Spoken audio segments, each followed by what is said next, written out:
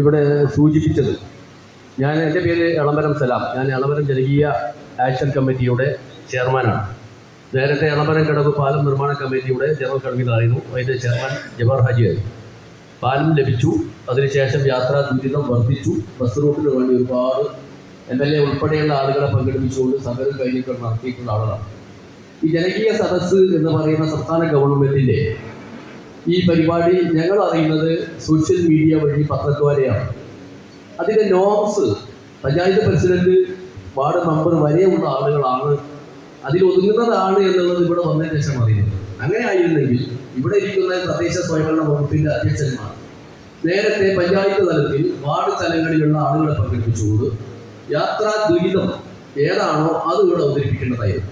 ബഹുമാനപ്പെട്ട എൻ്റെ അയൽവക്ക പഞ്ചായത്തായ ബഹുമാനപ്പെട്ട ചീക്കോട് ഗ്രാമപഞ്ചായത്ത്, കൊണ്ടോട്ടി മുനിസിപ്പൽ തദ്ദേശ സ്വയംഭരണ സ്ഥാപനത്തിലെ ആളുകൾ ശ്രദ്ധിക്കേണ്ട കാര്യം, ഞങ്ങൾ നേരത്തെ എളമരക്കടവിൽ യന്ത്രവൽകൃത ബോട്ട് ഉപയോഗിച്ച് ആളുകളെ അക്കരെ കടത്തുന്ന കടവായിരുന്നു. കേരളത്തിലെ ഏറ്റവും അവസാനത്തേതായ യന്ത്രവൽകൃത ബോട്ട് ഉപയോഗിച്ച് ആളുകളെ ധാരാളം കടത്തുന്ന കടവാണ്. പാലം വന്നതോടുകൂടി ആ ബോട്ട് സർവീസ് നിർത്തി. നേരത്തെ 5 രൂപ കൊടുത്താൽ ബോട്ട് സർവീസ് കടന്ന് നേരെ അക്കരെ കടന്നാൽ അരീക്കോട്ട് നിന്നും ചെറുവാടി വഴി വരുന്ന ധാരാളം പ്രൈവറ്റ് ബസ്സും KSRTC ബസ് മുഖേന ആളുകൾക്ക് എളുപ്പത്തിൽ കോഴിക്കോട് എത്താമായിരുന്നു. 350 മീറ്റർ നീളം വരുന്ന പാലവും 2 ഭാഗത്തു കൂടി 120 മീറ്റർ വരുന്ന അപ്രോച്ച് റോഡ് കൂടി 470 മീറ്റർ ദൂരം വരുന്ന എളമരക്കടവ് പാലത്തിൽ, അതുപോലെ തന്നെ ഏതാണ്ട് 400 മീറ്ററോളം നീളം വരുന്ന കൂളിമാട് കടവ് പാലത്തിൽ ആളുകൾ ഇത്രയും ദൂരം കടവ് കടന്ന് നടന്നു പോയിട്ട് വേണം ബസ്സിൽ കയറാൻ. നിലവിൽ യാത്രാ സൗകര്യമുണ്ടായി ഉപയോഗിച്ചു കൊണ്ടിരിക്കുന്ന ഒരു വിഭാഗത്തോട് പാലം തന്നത് കൊണ്ട് നമുക്ക് ലഭിച്ച ഒരു ദോഷം ഈ ഇത്രയും കിലോമീറ്റർ നടന്ന് യാത്ര ചെയ്യുന്നതാണ്. കോഴിക്കോട്, തിരുവനന്തപുരം, കൊച്ചി, കോഴിക്കോട്, ഇതാണ് പട്ടണങ്ങൾ കേരളത്തിലുള്ളത്. കോഴിക്കോട് പട്ടണവുമായി ബന്ധപ്പെടാത്ത ഒരു മനുഷ്യനും ഇതിലുണ്ടാവില്ല. ഏത് ബസ് റൂട്ട് മുതലാളി എടുത്താലും കോഴിക്കോട്ടേക്കാണ് വോട്ട് ആദ്യം എഴുതുന്നത്. കൊണ്ടോട്ടിയിൽ നിന്ന് എടവണ്ണപ്പാറ, എളമരം വഴി കോഴിക്കോട്ടേക്ക് പോകുന്നത് ഇപ്പോൾ വരുന്ന ഈ രാമനാട്ടുകര, കോഴിക്കോടിന്റെ പട്ടണങ്ങളിൽ വരുന്ന ട്രാഫിക് ജാമൊക്കെ ഒഴിവാക്കി എത്രയും വേഗത്തിൽ എത്താവുന്ന റൂട്ടാണ്. അരീക്കോട്ടുള്ള മദർ ഹോസ്പിറ്റലിൽ നിന്ന് രോഗികളെ ഷിഫ്റ്റ് ചെയ്യുന്നത് എളമരം പാലം വഴിയാണ്, കൂളിമാട് പാലം വഴിയാണ്. നിലമ്പൂരിൽ നിന്ന് പോകുന്ന എത്രയോ വാഹനങ്ങൾ ഇപ്പോൾ ഈ വയനാട് ദുരന്തവുമായി ബന്ധപ്പെട്ടതിന് ശേഷം വന്ന വാഹനങ്ങൾ വരെ കൂടുതൽ പോയത് എളമരക്കടവ് പാലം വഴിയാണ്. വളരെ പ്രാധാന്യം അറിയിക്കുന്ന ഒരു റൂട്ടാണ്. നിലവിൽ ബസ് റൂട്ട് കിട്ടാൻ വേണ്ടി ഞങ്ങൾ നിരന്തരം ബന്ധപ്പെട്ടിട്ടുണ്ട്. ഇവിടെ ഈ ജനകീയ സദസ്സിൽ പങ്കെടുക്കേണ്ടതിന് RTO ഉദ്യോഗസ്ഥന്മാരാണ്. RTOവും കലക്ടറും ജില്ലാ പോലീസ് മേധാവിയും DTCയും അടങ്ങുന്നതാണ് റൂട്ട് അനുവദിക്കുന്ന കമ്മിറ്റി. അതിൻ്റെ താഴോട്ടുള്ള ഉദ്യോഗസ്ഥന്മാർക്ക് റൂട്ടിൽ കയറി കളിക്കാൻ യാതൊരു അധികാരവും ഇല്ല എന്ന് മനസ്സിലാക്കുന്ന ആളാണ് ഞാൻ. അവരടങ്ങുന്ന ബോർഡിലേക്കാണ് നമ്മൾ ഫീസ് അടച്ച് ബസ് മുതലാളിമാർ അപേക്ഷ കൊടുക്കുന്നത്. കൂലങ്കുഷമായി പരിശോധിച്ച് നിരവധി റിപ്പോർട്ടുകൾ സമർപ്പിച്ചതിന് ശേഷമാണ് RTO ബോർഡ് യോഗത്തിൽ ഈ അപേക്ഷകൾ നിരസിക്കുന്നത്. ഏറ്റവും ഉദാഹരണം, കഴിഞ്ഞ മാസം കോഴിക്കോട് നടന്ന യോഗത്തിൽ ഐറ്റം നമ്പർ 9-10 എളമരം കടവ് പാലം വഴി കൊണ്ടോട്ടിയിൽ നിന്ന് ഒരു ബസ്സും അരീക്കോട്ട് നിന്ന് എടവണ്ണപ്പാറ വഴിയുള്ള ബസ്സിന്റെ പെർമിറ്റ് അകാരണമായി കോഴിക്കോട് RTO യോഗത്തിൽ അത് റിജക്ട് ചെയ്യുകയുണ്ടായി. അതിൽ പറയുന്ന കാര്യം, മാവൂർ കോഴിക്കോട് കണ്ടമാനം ബസ്സാണ്, അവരുടെ വരുമാനത്തിനെ ബാധിക്കും, റോഡുകൾ ഫിറ്റ് അല്ല എന്ന് പറഞ്ഞാണ്. 100 കണക്കിന് വാഹനം ഓടുന്ന റൂട്ട് എളമരക്കടവ് പാലം വഴി പോകുന്ന ബസ്സിന് മാത്രം അൺഫിറ്റ് ആണ് എന്ന് എഴുതുന്ന ഉദ്യോഗസ്ഥന്മാരും.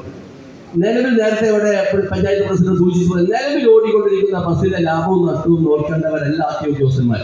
അത് ആ ബസ് മുതലാളി നോക്കേണ്ടതാണ്. അതിനാണ് ടൈമിംഗ് എന്ന് പറയുന്ന ഒരു സംവിധാനം. ടൈമിംഗ് വെച്ചിട്ടാണ് വണ്ടികൾ തമ്മിലുള്ള തർക്കങ്ങൾ തീർക്കേണ്ടത്. അതിന് പകരം RTO ഉദ്യോഗസ്ഥന്മാർ തന്നെ നിലവിലുള്ള ബസ് സർവീസുകൾക്ക് നഷ്ടമാണ് എന്ന് റിപ്പോർട്ട് ചെയ്ത് ഞങ്ങളെ പാലം വഴി ഓടുന്ന ബസ്സുകൾ ഐറ്റം നമ്പർ 10 നിങ്ങൾക്ക് നെറ്റ് നോക്കിയാൽ അറിയാം, അത് നിരസിച്ചിരിക്കുകയാണ്.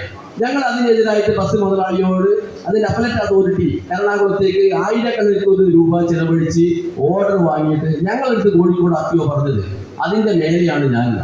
അത് ക്ലർക്കുമാർ എഴുതുന്ന ഓർഡറാണ്, അത് ജഡ്ജിമെന്റ് അല്ല. മലപ്പുറം ജില്ലാ RTO ആയിരുന്ന അഷ്റഫ് സാർ പ്രമോഷൻ ചെയ്തപ്പോൾ DTC ആയി. ഇന്നലെ ഞങ്ങൾ അദ്ദേഹത്തെ പോയിക്കൊണ്ടു. അദ്ദേഹം ഇന്നലെ കൊണ്ട് പറഞ്ഞത് ഞങ്ങളെ മേലെയാണ് എസ്റ്റേറ്റ്, അതായത് എറണാകുളത്തുള്ള ഇതിന്റെ അപ്പലറ്റ് അതോറിറ്റി. അവരത് ഓർഡർ ഇട്ട് കഴിഞ്ഞാൽ ആ പെർമിറ്റ് കൊടുക്കാതിരിക്കേണ്ട യാതൊരു കാര്യവുമില്ല. ബഹുമാനപ്പെട്ട ജില്ലാ കളക്ടറെ കണ്ട് ഞങ്ങൾ വീണ്ടും അപരിചയവും RTOയുമായി ബന്ധപ്പെട്ട് ഇന്നലെ RTO ഞങ്ങൾ മുഖാമുഖം സംസാരിച്ചു, DTCന് മുമ്പിൽ വെച്ചു. അപ്പോൾ അയാൾ പറയുന്നു ആ പെർമിറ്റ് കൊടുക്കാം. ഞാനിവിടെ സൂചിപ്പിക്കുന്നത് എന്താ വെച്ചാൽ, ബസ് നിലവിലുള്ള ഓടിക്കൊണ്ടിരിക്കുന്ന ബസ് മുതലാളിമാരുടെ പാരിതോഷികം സ്വീകരിച്ചുകൊണ്ട് പെർമിറ്റുകളെ പരിശോധിക്കാതിരുന്നാൽ ഒരു ഗ്രൂപ്പ് എവിടെയും പാസ്സാവില്ല. ഇവിടെ എന്ത് ജനകീയ സദസ്സെടുത്തിരിക്കാൻ സംസ്ഥാന ഗവൺമെന്റ് ഉദ്ദേശിക്കാനില്ല. നിലവിലുള്ള ഉദ്യോഗസ്ഥന്മാർ ബസ് മുതലാളിമാരുടെ പാരിതോഷികം ഞങ്ങൾ പറയുന്നത് ഞങ്ങൾ കഴിഞ്ഞിട്ട് ഡിജിറ്റൽ തെളിവുണ്ട്. ബസ് ഓണേഴ്സിന്റെ ഗ്രൂപ്പിൽ നടത്തിയിട്ടുള്ള വോയിസ് മെസ്സേജ് ഞങ്ങൾ കൈവശമുണ്ട്. അത് ഞങ്ങൾ ആർക്കും കൈമാറിയതാണ്. ഒരു പരിധി ഞങ്ങൾ കൈമാറിയതാണ്. അവിടെ അത് വ്യക്തമായി പറയുന്നുണ്ട്. എടവണ്ണപ്പാലയുടെയും മാവൂരിയുടെയും ബസ് മുതലാളിമാരുടെ സംഭാഷണത്തിൽ പറയുന്നത് നമ്മൾ ഒരുമിച്ച് നിന്നുകൊണ്ട് നമ്മൾ സാമ്പത്തിക പിരിവ് പിരിച്ചു ഫണ്ട് സ്വരൂപിച്ചുകൊണ്ട് ഒരുമിച്ച് നിന്നുകൊണ്ട് കഴിഞ്ഞ യോഗത്തിൽ നമ്മുടെ ശക്തമായ സമ്മർദ്ദത്തിന്റെ ഭാഗമായി നമ്മൾ വിജയിച്ചിട്ടുണ്ട്. ബഷീറിന്റെ പേരിൽ കൊടുത്തിട്ടുള്ള ബസ് പെർമിറ്റ് അനുവദിച്ചിട്ടില്ല. അത് റിജക്ട് ചെയ്തിട്ടുണ്ട്. അത് സന്തോഷകരമാണ്. തുടർന്നുള്ള പെർമിറ്റുകൾക്ക് നമ്മുടെ ഈ ഐക്യം നിലനിർത്തണമെന്ന്. അപ്പൊ ഇതിന്റെ അർത്ഥം എന്താണ്? നമ്മൾ ഈ സദസ്സുകളൊക്കെ കൂടി ഈ പഞ്ചായത്ത് പ്രസിഡന്റുമാരൊക്കെ രേഖ കൊടുത്തു വന്നാൽ ഈ കോക്കസ് ഒരുമിച്ച് കൂടാൻ വല്ല പണിയുണ്ടോ? ഒരു ബസ് മുതലാളി 500 എടുത്ത 50-60 സർവീസുള്ള ഓരോ പ്രദേശത്തെ മുതലാളിമാർ 500 രൂപ എടുത്ത പൈസ നമുക്ക് അങ്ങനെ ചെയ്യാൻ പറ്റുമോ? പഞ്ചായത്ത് പ്രസിഡന്റോ നാട്ടിലെ ആഴ്ച കമ്മിറ്റിക്കോ പണം കൊടുത്ത് ആർട്ടി ഉദ്യോഗസ്ഥന്മാരെ സ്വാധീനിക്കാൻ കഴിയും. അപ്പൊ അത്തരം കാര്യങ്ങളെ ഒന്ന് തുറന്നു കാണിക്കാനാണ് ഞങ്ങൾ യോഗത്തിൽ പങ്കെടുക്കുന്നത്.